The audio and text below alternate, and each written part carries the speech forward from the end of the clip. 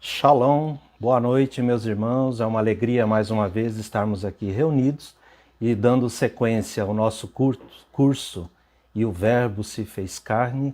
Nós vamos agora para a segunda aula deste nosso curso e onde nós estaremos abordando a encarnação do Verbo.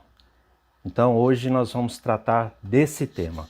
E numa pequena introdução aí nós vamos falar que o ser humano, ele traz dentro de si um grande desejo, ele tem uma busca, né?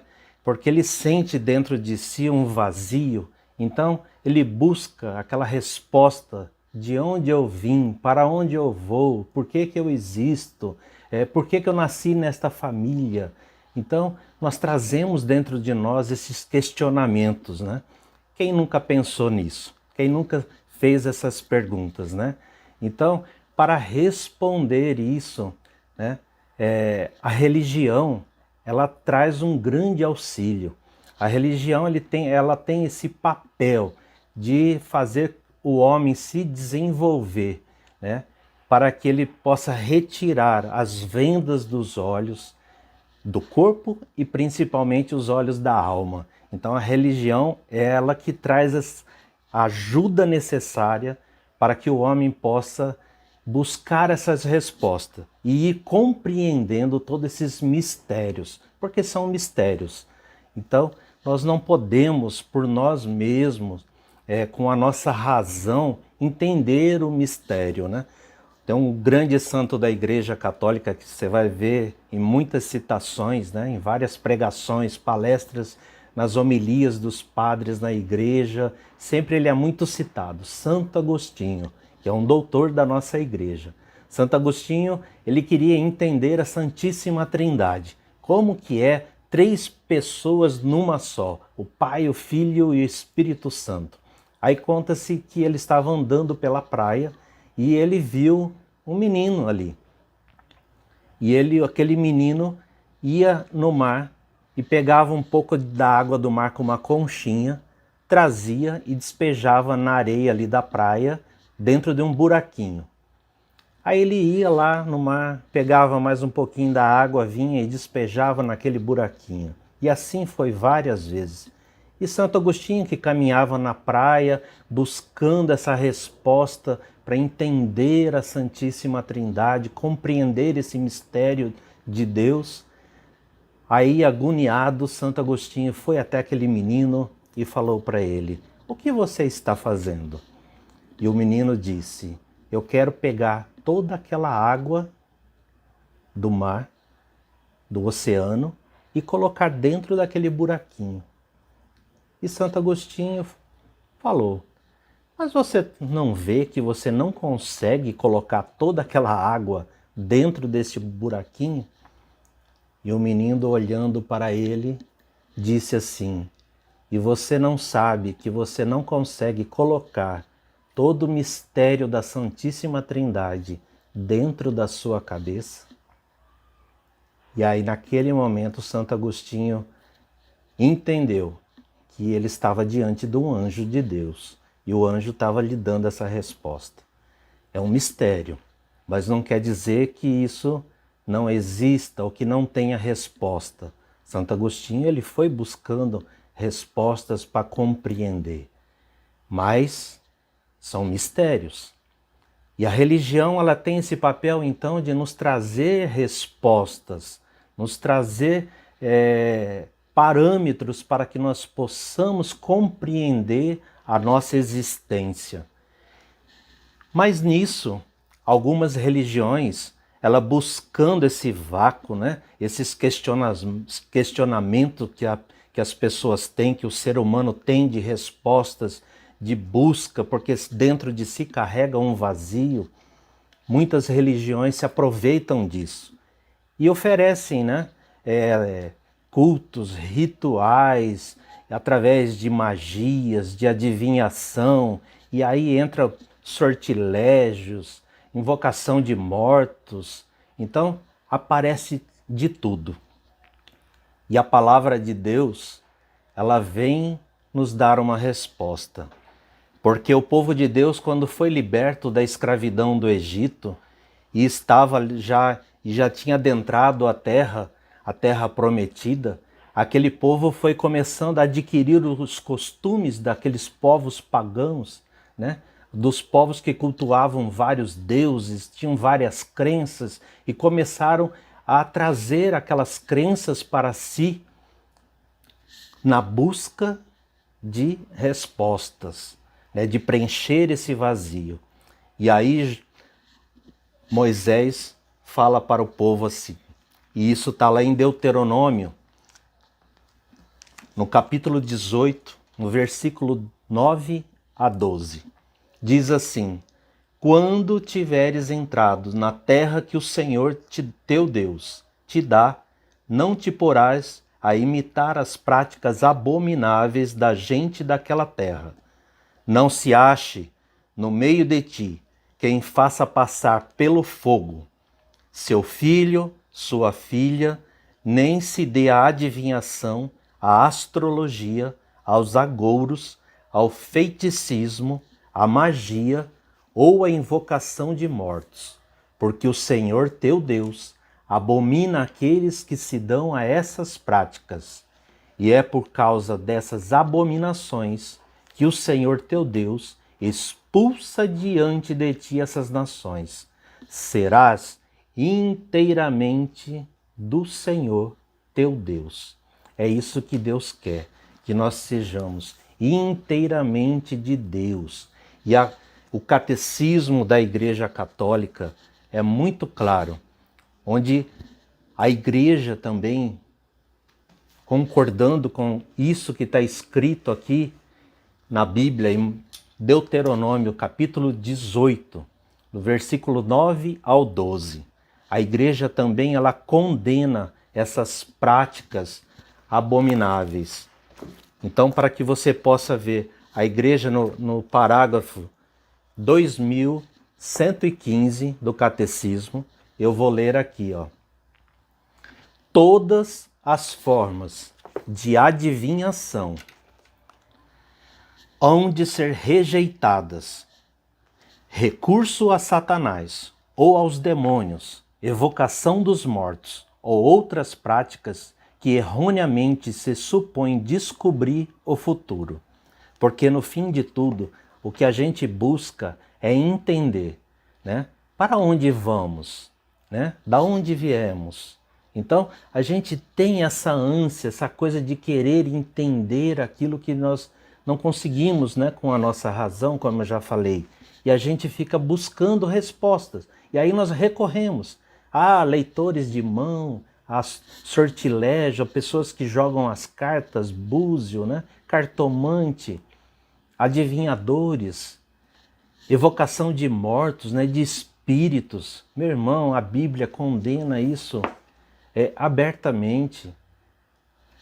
Jesus conta aquela parábola do rico e do leproso lá de Lázaro. E quando Lázaro morre, aí logo depois o rico morre. E aí o rico vai para o inferno. E aí ele pede, Senhor, fala, Pai Abraão, pede para que Lázaro possa ali molhar ao menos, né, os meus lábios. E aí o Senhor fala que existe um grande abismo que separa aqueles que vão para o inferno e os que vão para o céu. Meu irmão, não tem volta. Não conseguimos. Porque aí depois aquele rico vai falar, mas pede então para que ele possa avisar então os meus irmãos, para que eles não ocorram no mesmo erro. E o Senhor novamente fala, não tem como, é um abismo nos separa. E aí você diz assim, ué, mas e as pessoas que vão lá em centros e que falam, que conversam, que vem o Espírito, desce na pessoa? Meu irmão, não é o Espírito, não é a alma da pessoa que faleceu, não é. Nós vamos ter outros cursos aqui, podemos aprofundar um pouco nisso, mas a Igreja diz aqui, ó, o Espiritismo implica frequentemente práticas de adivinhação ou de magia. Por isso a Igreja adverte os fiéis a evitá-lo. O recurso aos assim chamados remédios tradicionais também, ó, não legitima nem a invocação dos poderes maléficos, nem a exploração da credulidade alheia. Não podemos ficar buscando essas respostas em lugares onde Deus não está. Como eu disse na primeira aula, às vezes a gente ouve falar, mas tudo leva para Deus, todas as religiões são boas. Não. Jesus disse, eu sou o caminho. Eu sou o caminho. Não existe outro. Jesus fala, eu sou o caminho, a verdade e a vida. Ninguém vai ao Pai senão por mim, por Jesus. Por Jesus.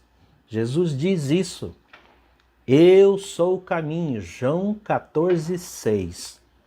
Você vai pegar lá no Evangelho de São João, capítulo 14, versículo 6. Eu sou o caminho, a verdade e a vida. Ninguém vai ao Pai, ninguém vai para Deus, a não ser através de Jesus.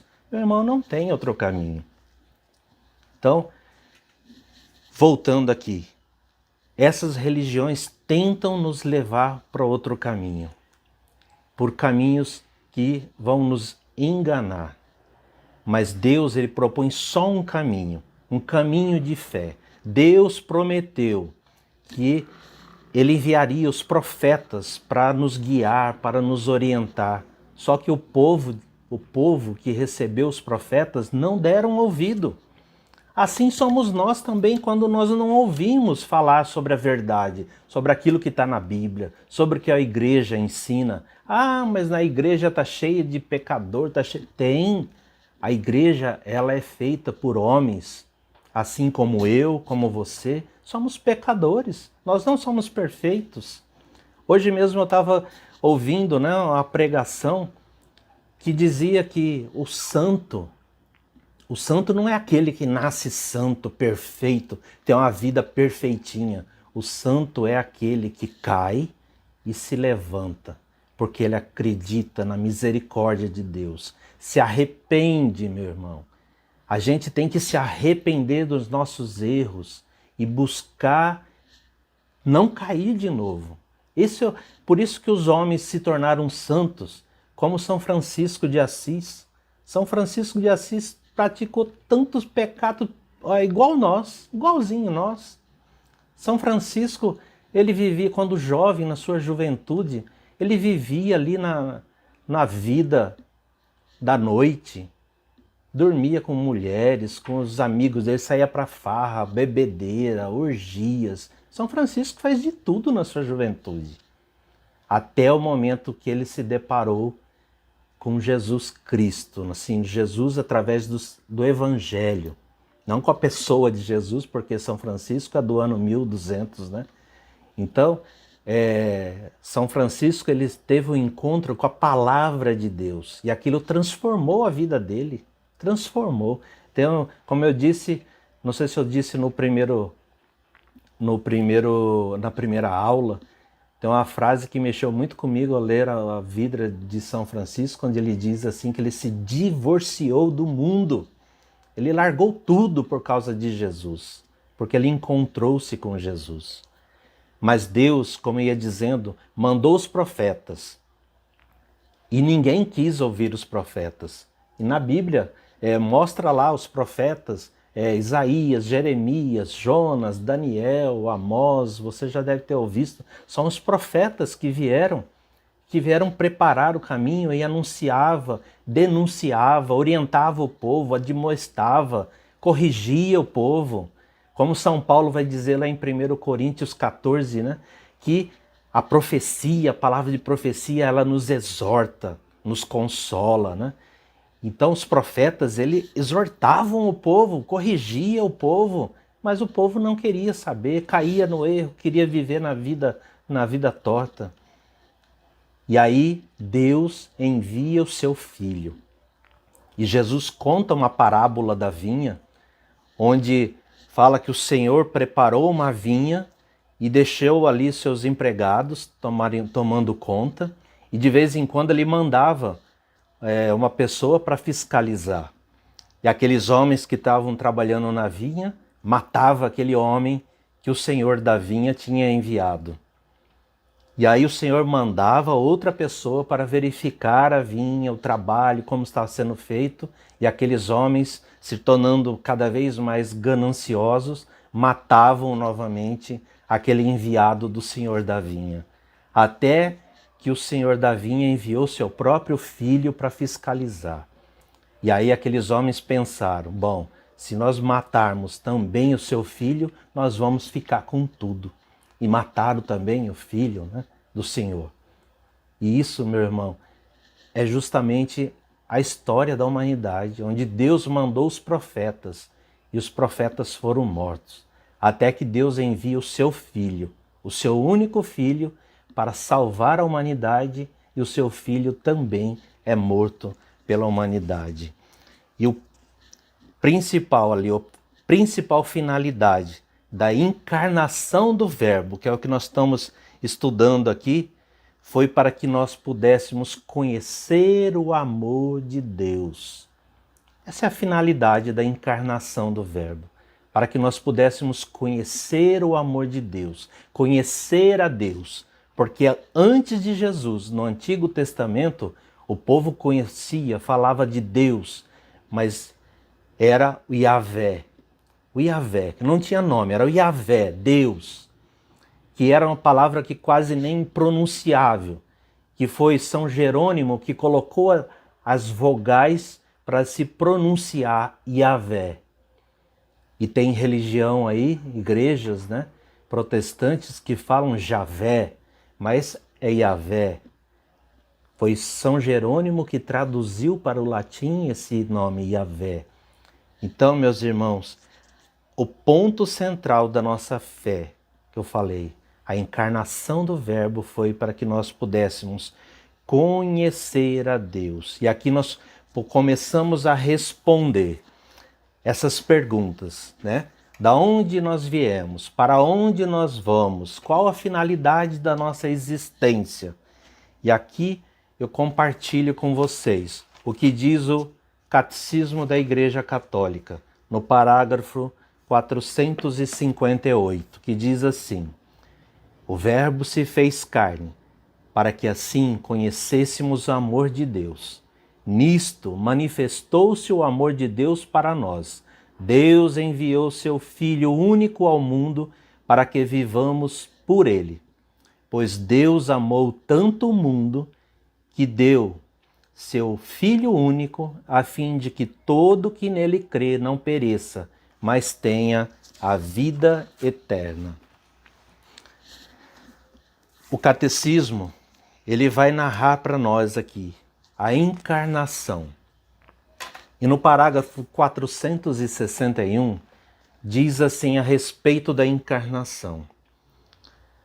Retomando a expressão de São João, o Verbo se fez carne, que é o tema, né, do nosso curso, que está lá em João, capítulo 1, versículo 14, diz assim: a igreja denomina-se encarnação o fato de o Filho de Deus ter assumido uma natureza humana para realizar nela a nossa salvação. Então, esta é a finalidade, né, da encarnação. Para que, de fato, assumindo a natureza humana para realizar nela a nossa salvação. Então, Jesus se fez homem, se encarnou para que nós pudéssemos ser salvos. Na Epístola aos Hebreus, fala do mesmo mistério. Por isso, ao entrar no mundo, ele afirmou: não quiseste sacrifício e oferenda, tu, porém, formaste um corpo. Holocaustos e sacrifícios pelo pecado não foram de teu agrado. Por isso eu te digo: eis-me aqui para fazer a tua vontade. Isso São Paulo fala na carta aos Romanos. São Paulo vem dizer isso, meu irmão, que Cristo se fez homem como oferenda para a nossa salvação. O verdadeiro Deus se fez homem. E olha que interessante.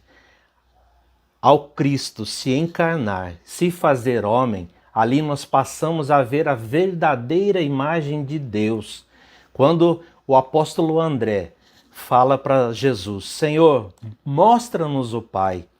Jesus disse para ele: quem me vê, vê o Pai. Então, portanto, quando Jesus se torna homem, ali nós passamos a ter, através da imagem humana de Jesus, nós passamos a ter também a imagem de Deus.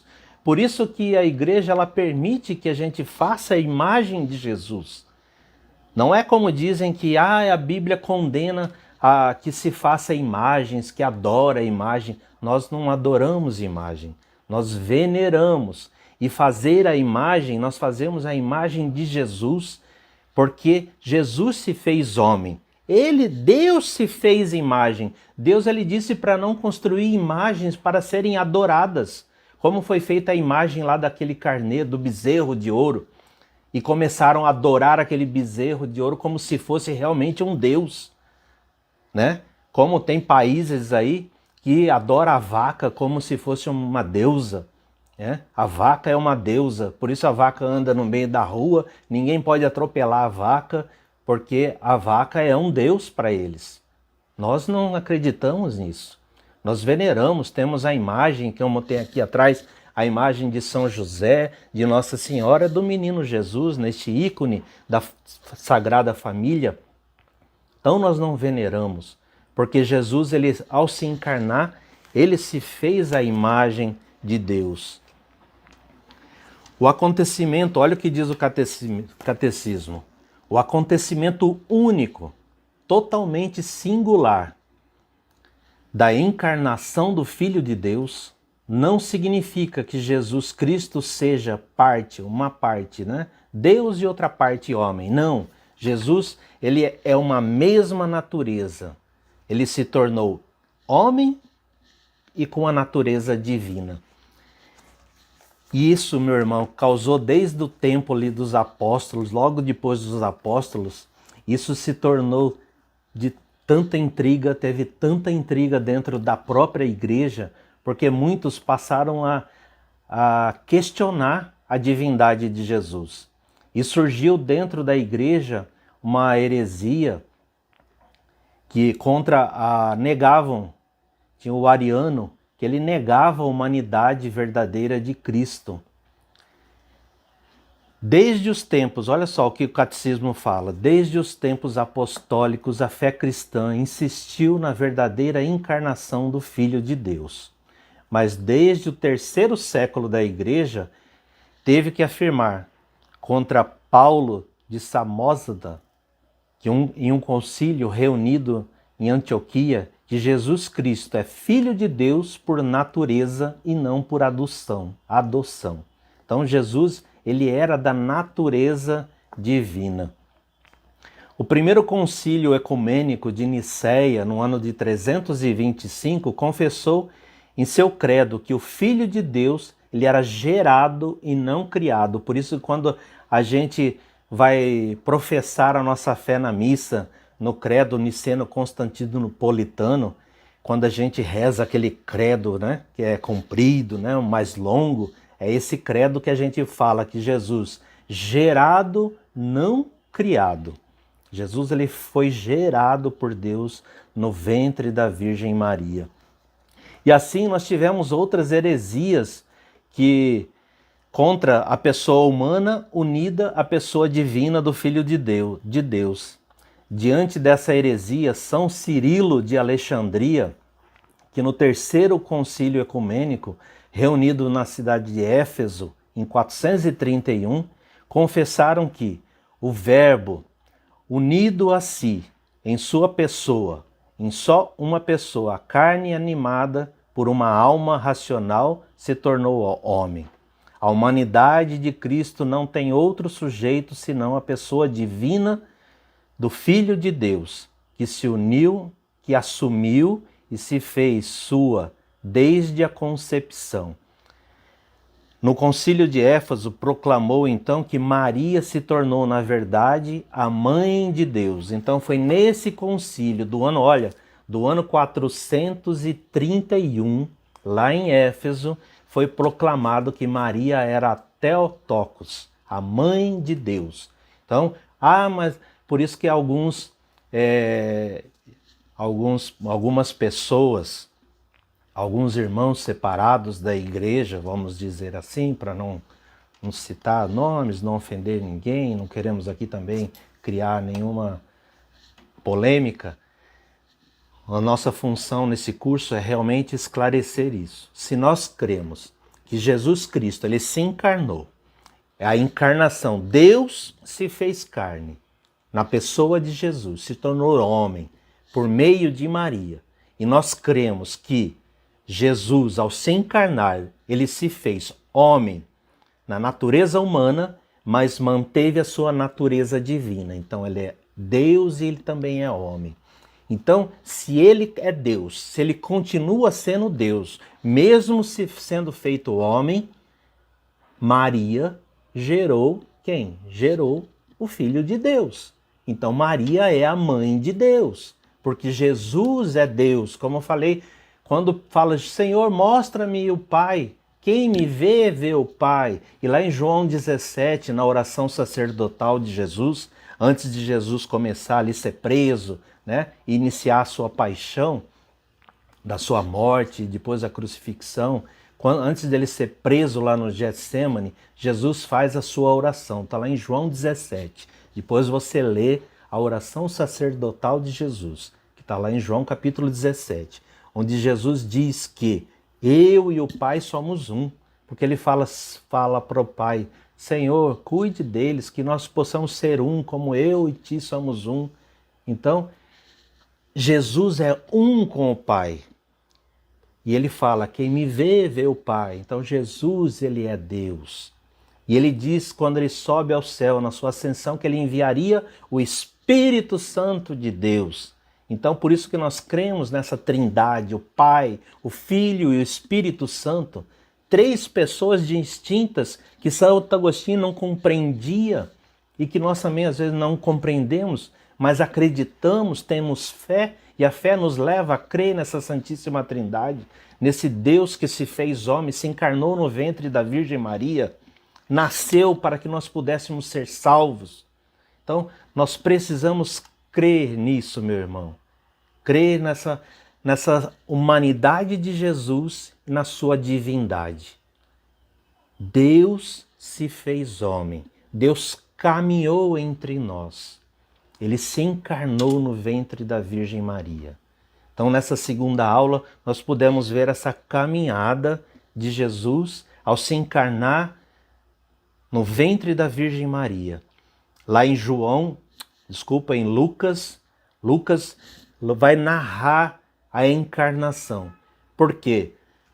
Lucas teve contato com Nossa Senhora. Nossa Senhora, depois de João, o apóstolo João, que estava junto com Maria ao pé da cruz, quando Jesus entregou Maria para que João tomasse conta dela, onde fala, filho, eis aí a tua mãe, mãe, eis aí o teu filho, Ali Jesus estava entregando na pessoa de João toda a igreja.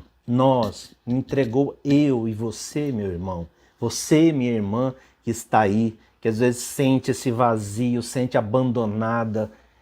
Nossa Senhora é a nossa cuidadora, a nossa protetora. Nós amamos Maria como a mãe de Jesus. Nós amamos Maria pelo seu sim, porque ela deu sim a esse plano de salvação para que o Verbo pudesse se fazer carne, acontecesse essa encarnação. Foi pelo sim, pelo fiat de Maria, através do seu sim, ao encarnar, ao se deixar encarnar o Verbo no seu ventre. Maria, ela cooperou com essa salvação da humanidade. Por isso que nós amamos tanto Maria. Maria, ela creu, uma mulher de fé, que quando o anjo Gabriel veio anunciar a ela, que ela foi escolhida por Deus. Quando o anjo chega para Nossa Senhora e fala que caritomene, cheia de graça, o Senhor é contigo. Olha só, meu irmão, quem de nós podemos dizer que nós somos cheios, totalmente cheios da graça de Deus? A única pessoa foi Maria, a única cheia da graça de Deus, a única que foi preparada para ser mãe do Salvador. Imagine, para que Deus pudesse encarnar, e Deus escolheu esse caminho, porque Deus ele podia fazer assim, para que Jesus aparecesse. Como Melquisedeque, que fala, né? Seja sacerdote segundo a ordem de Melquisedeque. Melquisedeque foi um sacerdote e que não se sabia a origem de Melquisedeque. Ninguém sabia a origem e se tornou um grande sacerdote. Jesus poderia aparecer, se tornar também, né, um grande sacerdote, um grande homem, e dizer que ele era o Filho de Deus. Mas Deus escolheu um caminho, Maria. E como Jesus é o caminho para ir até Deus, tem um santo também da igreja, Santo Afonso Maria de Ligório, né? E também São Luís Maria Grignon de Montfort. São Luís Maria Grignon de Montfort, que diz o seguinte: Deus, ele não muda. Deus, ele é imutável. Então, se Deus ele escolheu esse caminho de se encarnar através de um ser humano, Maria, que ele preparou para a encarnação do Verbo, do seu Filho, nós também buscaremos esse mesmo caminho para chegar a Deus, por Maria, Jesus e para Deus. Deus ele é o único intercessor entre a humanidade e ao Pai, a Deus. Mas nós temos Maria que intercede junto a Jesus, junto a seu Filho. Porque Deus escolheu esse caminho. Deus escolheu Maria para que fosse mãe do seu filho. Maria que teve o seu ventre abençoado. Tinha um grande pregador, né, que infelizmente nós perdemos, né, Padre Léo. Padre Léo era muito engraçado nas suas pregações e Padre Léo dizia, foi a única mulher que podia dizer que teve o rei na barriga. Que às vezes a gente usa essa expressão para dizer que uma pessoa está querendo se achar, né? Está se achando tal, né? Fala assim, isso aí parece que tem um rei na barriga, né? Acha muito importante. Maria foi a única que podia dizer que tinha um rei na barriga e nem por isso se usou, né? Dessa posição que ela tinha de ser mãe do Filho de Deus. Maria permaneceu ali escondida, atrás de Jesus. Maria era intercessora, caminhou, foi aonde Jesus foi, Maria estava, até aos pés da cruz. O Verbo se fez carne. Deus se utilizou de Maria para a nossa salvação. Deus caminhou por esta terra e na próxima aula deste curso, nós vamos falar da missão de Jesus, daquilo que a mensagem que ele veio trazer, daquilo que ele veio fazer, aquilo que ele pregou, que ele anunciou, os seus milagres, aquilo que ele veio e atuar na história da humanidade, a ação de Jesus, que foi um fato marcante, que marcou a humanidade. Por quê? A história foi dividida a partir da encarnação. No Filho de Deus se dividiu a história da humanidade em antes de Cristo e depois de Cristo. Veja a importância da encarnação do Filho de Deus. Então, meus irmãos, nós ficamos por aqui nesta noite. Muito obrigado pela sua participação. Nós vamos estar participando lá no grupo do WhatsApp. Vamos lá fazer suas dúvidas, anote lá suas dúvidas, faça pergunta e eu quero que você me responda lá no grupo do WhatsApp. Colocar aqui para que você possa também fazer uma pesquisa aqui.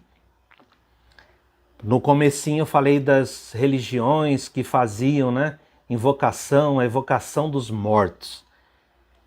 que você possa procurar lá e responder lá no grupo do WhatsApp. Qual a diferença de evocação de invocação? Tem diferença? Evocação é diferente de invocação?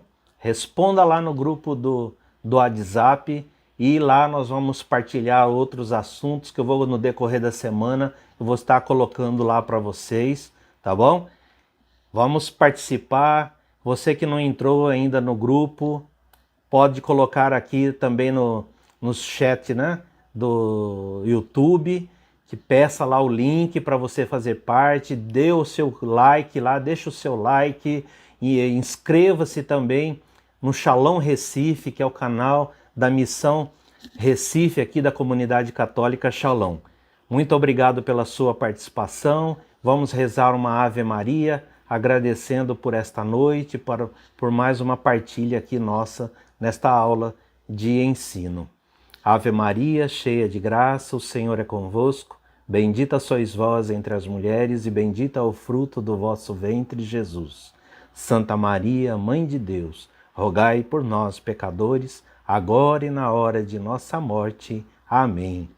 Nós estivemos reunidos em nome do Pai, do Filho, do Espírito Santo. Amém. Uma boa noite a todos. Fiquem com Deus.